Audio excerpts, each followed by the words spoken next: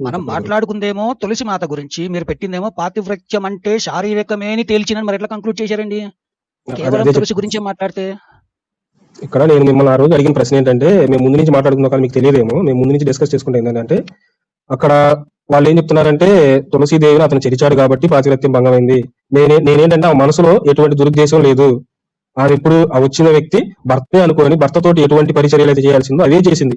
అంతేగాని ఆమె అయితే ఏ తప్పు చేయలేదు, మనసుతోటి ఏ తప్పు చేయలేదు.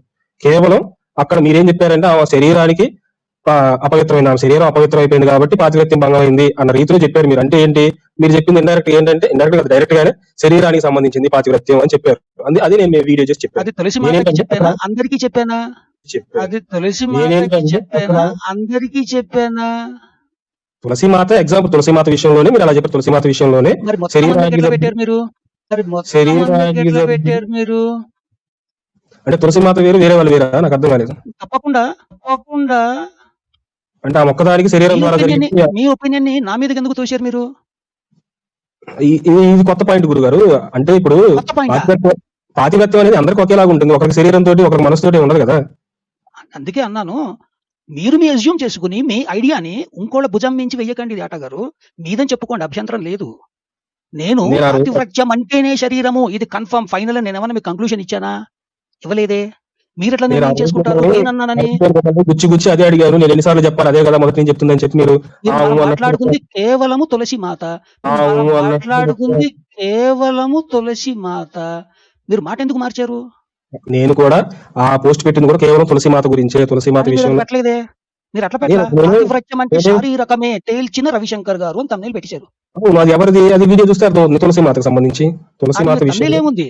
రెడ్డి గారు ఒకసారి స్క్రీన్ తీసుకోండి. రెడ్డి గారు తమ్ముళ్ళు చూసి మొత్తం మీరు ఊహించుకుంటారు. తమ్ముళ్ళు నేను అందరని చెప్పాను. ఆ మోసం ఎందుకండి? మరి మోసమే ఉందండి. అంటేనే శారీరకము అని అవసరం ఏమొచ్చిందండి? అవును, పాతివ్రత్యం అంటే శరీరానికి. ఒక 10 నిమిషాలు ఆగండి. ఇది చదవండి. శ్రీసుఖ మహర్షి ఇట్లు పలికెను, కురువంశము ఆనందింపజేసే ఓ పరీక్షిత్ మహారాజా, తండ్రి ఈ విధముగా ఆదేశించగా పరశురాముడు సరే అని పలికెను. అప్పుడు ఆయన సంవత్సర కాలము నిరంతరముగా తీర్థస్థలములో ఆచరించి ఆశ్రమమునకు తిరిగి వచ్చాను. ఒకనాడు రేణుక అంటే పరశురాముని తల్లి గంగా నదీ తీరమునకు వెళ్ళెను. అచట ఆమెకు పద్మముల మాలను ధరించి అప్సరసలతో కూడి విహరిస్తున్న గంధర్వరాజు అయిన చిత్రరథుడు కనపడెను. నీటి కొరకై గంగానదికి వెళ్లిన రేణుకాదేవి జలకాలాడుచున్న చిత్రరథుని చూస్తూ భర్త హోమమునకు సమయాసన్నమైనదనే సంగతిని విస్మరించెను. పైగా ఆమెకు కొద్దిగా చిత్రరథునిపై కోరిక కూడా కలిగెను. ఆ విధముగా కాలము అతీతమగుట ఆమె గమనించి జమదగ్ని మహర్షి శాపమునిచ్చునేమో అని భయపడెను. ఆమె తిరిగి వచ్చి నీటి కలశమును మహర్షి ఎదుట ఉంచి చేతులు జోడించి నమస్కరించి నిలబడెను. జమదగ్ని మహర్షికి తన భార్య మానసికముగా పరపురుషుని కోరినదని తెలిసిపోయెను. ఆయన తీవ్రముగా కోపించి, ప్రియమగు పుత్రులారా, ఈ పాపిని సంహరించుడు అని ఆదేశించాను. కానీ వారు ఆదేశమును పాటించలేదు. ఇప్పుడు మీ తమ్నేల్ మారుసుకుంటారా యాతగారు? మరి ఇది కూడా చెప్పేగా. సో ఇక్కడ ఏంటి, మనసు ద్వారా తప్పు చేసింది, అది అర్థమైపోతుంది కదా. అక్కడ అసలు పరాయి పురుషుడు అన్న భావన నాకు లేదు. అది నేను చెప్తున్నాను. మళ్ళా నా పాయింట్కి వస్తున్నాను. మనం మాట్లాడింది కేవలము తులసి మాత గురించి.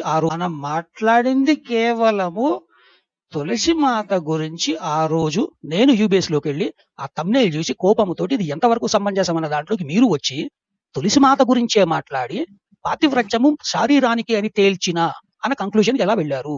అది తప్పిస్తున్నారు మీరు. మీరు ఆ వీడియోలో ఏం చెప్పారంటే పాతివ్రత్యం చెడిపోయింది, ఎందుకంటే శారీరకంగా అపవిత్రమైంది అని చెప్పి మీరు స్టేట్మెంట్ ఇచ్చారు కాబట్టి నేను ఎందుకు మీరు ఇంటెన్షనల్లీ మాట దొర్లిస్తున్నారు యాత గారు? నేను చాలా క్లియర్ గా మాట్లాడుతున్నా. మనం మాట్లాడింది తులసి మాత. మీరు పూర్తి పాతివ్రత్యానికి ఎలా ట్యాగ్ చేశారు? I'm very clear with my question.